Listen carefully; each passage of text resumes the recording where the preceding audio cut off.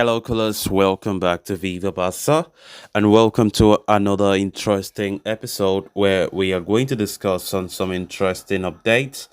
We start with Ferran Torres as the Barcelona forward commits to staying at the club at least till the end of the season.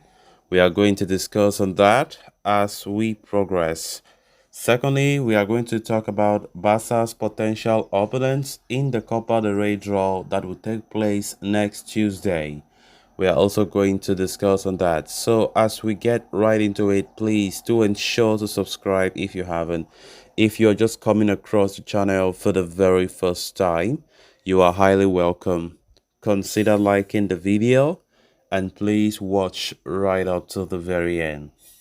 Ferran Torres' Barcelona future has come under some doubt of late, with reports stating that the Spaniard may look for a move.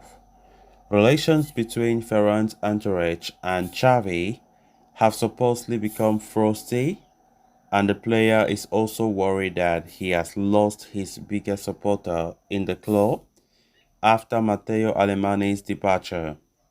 The impending arrival of Vitor Roque has also threatened minutes given that Robert Lewandowski continues to be favored. However, Mundo Deportivo have issued an update on Ferran's situation, claiming that the Sharks wants to stay on the list or at least till the end of the season. Despite his name constantly cropping up in transfer windows as one of the expendable options for the club, it seems as though a move in January might be unlikely now. The Spanish outlet also state that the player spoke to Xavi to clarify his position. Ferran has reportedly maintained his commitment to the club and does not want to move immediately, regardless of Vitor Roque's arrival in the winter. The player has the ambition to be one of the key elements in the club's charge for silverware this season, and he looks like a player reborn with a ton of confidence and self-belief. He has thus played in all but one of Barcelona's games this season and has started 10 out of those 19 appearances.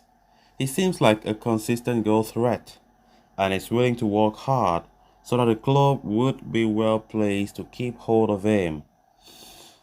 Of course, Ferran Torres' future now looks so much uncertain since reports emerged some days back claiming that the player is not too happy with the way things are going regarding his game time and stuff like that, and not too happy with the way Xavi has been managing him as well.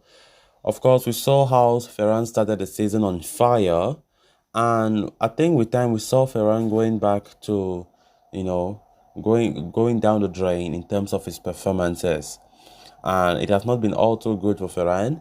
The competition that we have up front is not doing any good for him. Ferran Torres has always found himself in recent games being on the bench, as Xavi have always opted playing Robert Lewandowski in the striker role, playing Rafinha in the right, and playing Joao Felix on the left. Of course, Ferran Torres is way down the pecking order. Even Lamine Yamal is ahead of him. So it's quite a difficult time for him. Ferran Torres heading into this new season, he always said he really wants to turn things around, because last season we saw Ferran, quite out of form, and a lot of reports claiming that he will be sold in the summer, but the player was not sold, and he started the season as though he wants to turn his fortunes around, but it seems as though things have not changed the way he wished. Yesterday, we got some reports saying that the departure of Alemany is also one of the reasons why Ferran Torres is contemplating a departure, because Alemany was the one who really pushed him to join Barca. And now that Alemany is not around again as the Barca director, you know, the player feels left out. He doesn't feel like he got the support of somebody in the team. So, of course, and also the fact that there have been frosty relations between the player's agent and Xavi, which have not been too good at all. And of course, those the rumors claiming that the player might depart. But now this report is claiming that Ferran Torres will stay at Barca until at least end of the season. It will not be like a January move. Even if Vitor Roque arrive, which we're expecting him to be by end of this December, so that January he made his debut, Ferran Torres will still be there. He will continue as a Barca player at least until the end of the season. It's not like end of the season is a guarantee that he will leave, but at least if something wants to happen that he departs Barca, it will only be at the end of the season.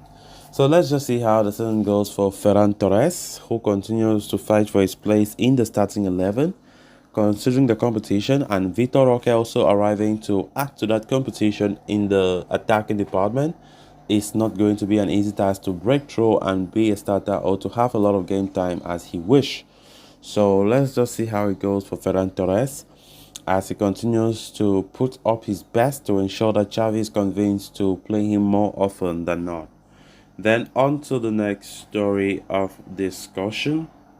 As we approach the end of the year, the start of Barcelona's Copa del Rey conquest inches closer to beginning as they seek a record-extending 32nd club title. The competition's round of 32 draw is set to take place on Tuesday, the 12th of December. An analysis of the bracket shows the potential opponents that Barcelona will face in the inaugural tie of the Copa del Rey campaign for 2023-24.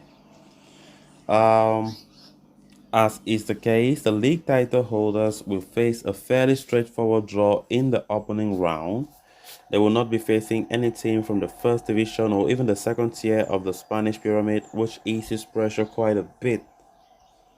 Currently, with the second round results being determined as we speak, Barcelona's current crop of potential opponents is still quite extensive. Qualified already are Castellón, Union Stars Salamanca, Malaga, and Lugo from the third division, and Babastro from the fourth tier. They could be joined by Melilla, Linares, and Sestao River, also from the Primera RFEF third division, and then Arandina, Oriola, and Cayon from the Segunda, that is the fourth division. The single leg round of 32 games will be played from the 5th to the 7th of January. The cup is a key piece of silverware for the Catalans to aim for, so despite the seemingly simple draw, they cannot take any opponents lightly as these competitions always harbor upsets. Of course, we need to take every single bit of competition seriously because there's no guarantee that we are going to take all the titles that we are fighting for, so we have to put in our best. We hope Xavi does that. So guys, with that, we have come to an end of this episode. Thanks a lot for watching. Until next time, bye bye.